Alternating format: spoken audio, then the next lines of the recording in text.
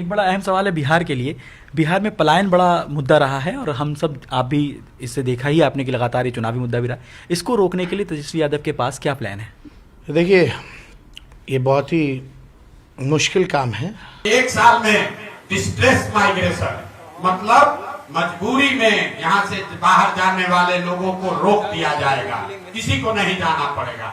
एक लोग हमसे पूछता आपके पास ऐसा क्या जादू का छड़ी है, अभी आपको बता रहे हैं कि वो कैसे रोका जाएगा। जन स्वराज का मंत्र है कि बिहार में अगर श्रम का पलायन रोकना है, मजदूरों का पलायन रोकना है, तो उसके लिए पूंजी और बुद्धि का पलायन रोकना होगा। आपको जो मजदूर जाता है ट्रेन में बैठ के, वो पलायन दिखता है, लेकिन पूंजी का पलायन नहीं दिखता। पूंजी समाज में आता कहाँ से? पूंजी आने का दो ही तरीका है। एक, जो पैसा आप कमाकर बचाते हैं, जो अर्जित करते हैं, खर्च के बाद जो बचता है वो आपका हुआ मूलधन। और पूंजी का दूसरा स्रोत है बैंकों से मिलने वाला कर्ज, लोन। तो ज्यादातर लोग कुछ हिस्सा अपना पैसा अपना बचत का लगाते हैं और 2/3 या 60% 70% पैसा लोन से लेते हैं, बिजनेस धंधा करने के लिए, गाड़ी खरीदने के लिए, घर बनाने के लिए। और बिहार में पूंजी है ही नहीं। पूंजी क्यों नहीं है? क्योंकि यहाँ प्रति व्यक्ति आय है 32,000 रुपया। देश में प्रति व्यक्ति आय है 1,35,000।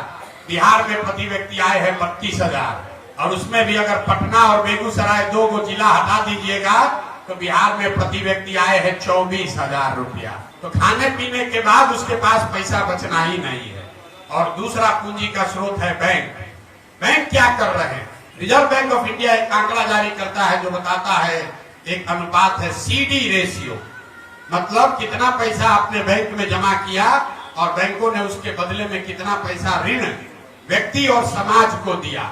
और ये बैंकों की मनमानी नहीं है, एक वैधानिक जिम्मेवारी है। बैंकिंग का मॉडल है कि 100 रुपया अगर आप और हम बैंक में जमा कर रहे हैं तो बैंकों को निश्चित तौर पर कम से कम 70 रुपया समाज को वापस देना है ऋण के तौर पर, ताकि लोग बिजनेस व्यापार कर सके, अपना घर बना सके, गाड़ी खरीद सके, जो काम करना चाहे वो कर सके। बिहार में इसकी स्थिति क्या है? पूरे देश में CD रेशियो है अभी करीब 74%। मतलब अगर 100 रुपया पूरे देश के लोगों ने बैंकों में जमा किया तो बैंकों ने 74 रुपया वापस किया समाज को। बिहार में 1990 से लेकर पिछले वित्तीय वर्ष तक CD रेशियो है 40%। लालू जी के जमाने में ये घट के हो गया था 18%। इसका असर क्या हुआ? पिछले वित्तीय वर्ष में बिहार की गरीब जनता ने यहाँ के बैंकों में जमा किया 4,61,000 करोड़ रुपया। CD रेशियो अगर 70 होता तो बिहार के लोगों को 2,80,000 करोड़ रुपया लोन के तौर पर मिलना चाहिए था। मिला कितना? 1,61,000 करोड़। बाकी का पैसा कहाँ गया? बाकी का पैसा बैंकों ने यहाँ से उन राज्यों में ट्रांसफर कर दिया जहाँ उद्योग धंधे लग रहे हैं, जहाँ रोजगार है, जहाँ तरक्की है। गुजरात में, कर्नाटक में, केरल में, तमिलनाडु में, आंध्र प्रदेश और तेलंगाना में CD रेशियो 90 या उससे ज्यादा है। वहां के लोग अगर 100 रुपया जमा कर रहे हैं तो बैंक वाला 105 रुपया लोन दे रहा है। और बिहार की गरीब जनता 100 रुपया जमा करती है तो हमको आपको 35 रुपया 40 रुपया मिलता है। इसका नतीजा क्या हुआ?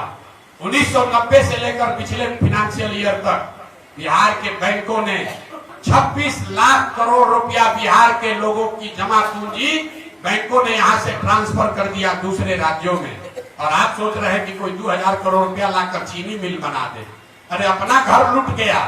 26 लाख करोड़ रुपया बैंकों ने बिहार के लोगों का दूसरे राज्य में दे दिया। और आप और हम सोच रहे हैं कि 2,000 करोड़ रुपया कोई बाहर से लेकर आए। अब आप कहिएगा भैया सरकार में कोई इसका बात क्यों नहीं कर रहा है? बिल्कुल इसका बात होना चाहिए। आपकी जानकारी के लिए बता दें कि CD रेशियो को देखने के लिए मुख्यमंत्री की अध्यक्षता में कमेटी है, जिसको हर महीने बैठना है, जिसको ये सुनिश्चित करना है कि बैंक ये पैसा लोगों को दे।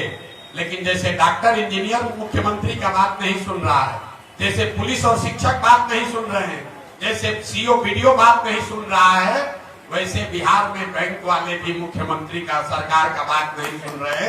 इसीलिए ये दुर्दशा है। तो जन स्वराज का जो प्रयास है कि अगर 70% भी CD रेशियो बिहार में कर दिया जाए तो हर साल करीब करीब 2.5 लाख करोड़ रुपया एडिशनल यहाँ इन्वेस्ट होने लगेगा। आप बड़ा घर बना सकेंगे, ज्यादा बड़ी गाड़ी खरीद सकेंगे, ज्यादा लोग मोटरसाइकिल खरीद पाएगा, ज्यादा लोग रोजी रोजगार कर पाएगा। जब लोग रोजी रोजगार करेंगे तो स्वाभाविक है यहाँ पर और एम्प्लॉयमेंट जनरेट होगा, उससे यहाँ से पलायन रुकेगा। और अगर पूंजी का पलायन रुका तो उससे बुद्धि का भी पलायन रुकेगा। जो पढ़ लिख कर लोग बाहर जा रहे हैं वो लोग यहाँ वापस आएंगे, और जब बुद्धि और पूंजी दोनों का पलायन रुकेगा तो श्रम का पलायन अपने आप रुक जाएगा। जो फाइनेंशियल मॉडलिंग की गई है कि अगर 6 महीना में सीडी रेशियो को सुधार दिया जाए तो डिस्ट्रेस माइग्रेशन को इमीडिएटली रोका जा सकता है। तो ये जन स्वराज का मंत्र है कि पूंजी के पलायन को रोककर बुद्धि का पलायन रोका जाए और दोनों के पलायन को रोक के श्रम का पलायन रोका जाए।